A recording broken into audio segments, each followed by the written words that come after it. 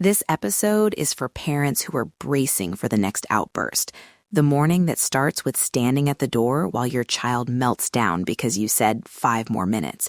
Or the bedtime that becomes a negotiation every single night. If that's you, stay with me for the next 9 minutes. Picture this. You're at the kitchen bench, cereal bowl in hand, keys on the counter.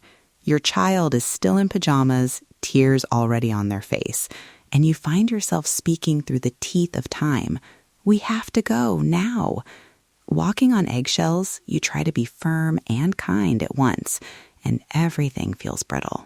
If that scene is familiar, first, nothing about this means you're failing. You're tired. You're being asked to solve a problem that's partly emotional and partly logistical. I want to normalize the guilt and the fatigue. They're real, and they're not a moral failing. We aren't supposed to parent alone, even if it feels that way sometimes. Now, for the core idea, a tiny pre-flight ritual. Think of it like a brief safety check before you take off. Instead of waiting until things explode and trying one big talk, you do something tiny and predictable just before the known stress point. Small rituals reduce friction because they use timing, tone, and simplicity, and they protect the relationship when things are tense.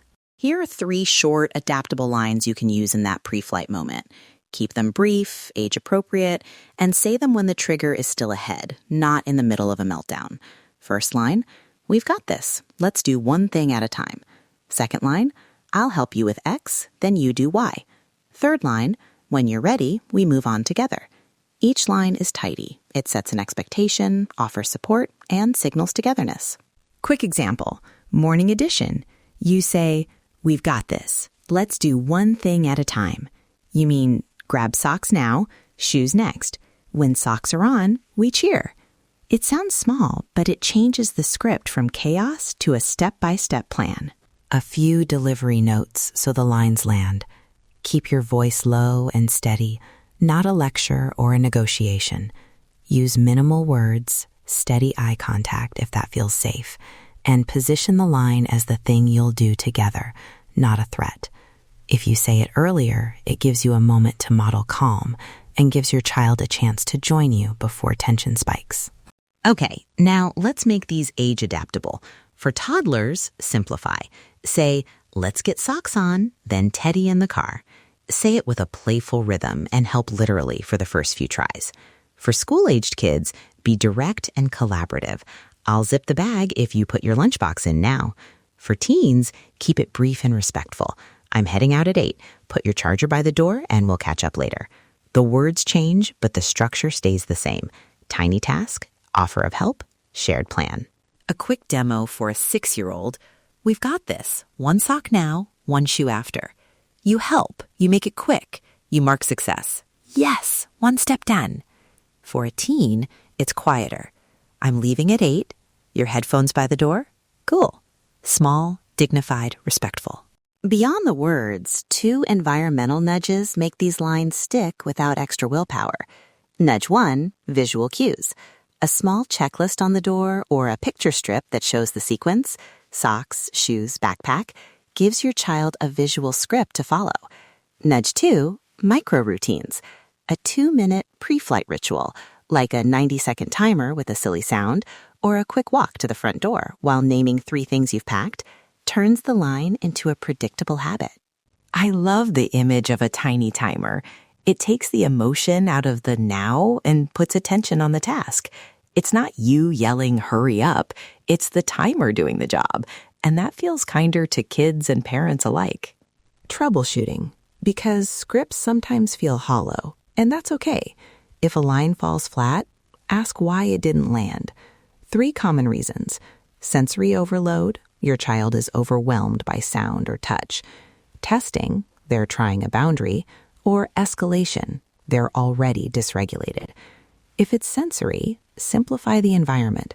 Softer light, fewer transitions, a quiet corner. If it's testing, stay consistent and low emotion. The short line becomes a predictable boundary. If they're already dysregulated, those pre-flight lines are less useful. What helps then is containment, a calm presence, not persuasion. A quick pointer on authenticity. Sometimes scripts feel robotic. That's a sign to adapt the phrasing so it sounds like you. The goal is not perfect words. It's predictability and safety. Try changing the words but keeping the structure. Expectation, help, togetherness. If you try the line and your child looks at you like you've invented a new language, pause. Say less, not more. Breathe. Try again with the visual cue or a small gesture. Often the ritual takes several tries before it feels natural, like learning a small dance together. 2 low-effort experiments to try tomorrow. Experiment 1. Pick one predictable moment, morning, bedtime, or the school run, and use the same pre-flight line 3 days in a row. Keep it short, use a visual cue, and notice one small win. Fewer tears, one task completed, a calmer voice. Experiment 2. Pair a line with a 2-minute micro-routine, a timer, a song snippet, or a step chart, and measure whether the routine makes the request easier to follow. Record one tiny data point each day. Day 1, socks got on. Day 2, late but calm. Day 3, better. Signs to pause: if you find yourself yelling more, if your child shuts down completely, or if meltdowns escalate in intensity or frequency. Step back. Routines are not a replacement for professional support when regulation is chronically difficult. If you're seeing frequent, intense meltdowns or safety concerns, reach out to a trusted health professional. Remember, tiny experiments beat grand promises.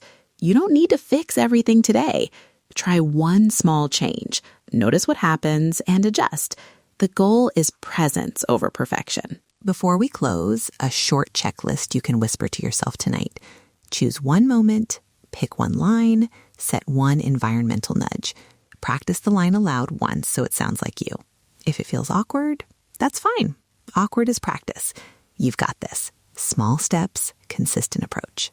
We'll finish the way we started. You don't have to win. You just have to persist. Try the pre-flight ritual tomorrow. Measure one small win, and if it sits well, bring it into more moments. We aren't supposed to parent alone. Find your village, share what worked, and adjust together. If this episode landed for you, subscribe for more short, practical episodes that help you stay steady through the hard moments. And if you're ready to try a tiny experiment, start with the morning pre-flight. It's often the highest return on a small investment.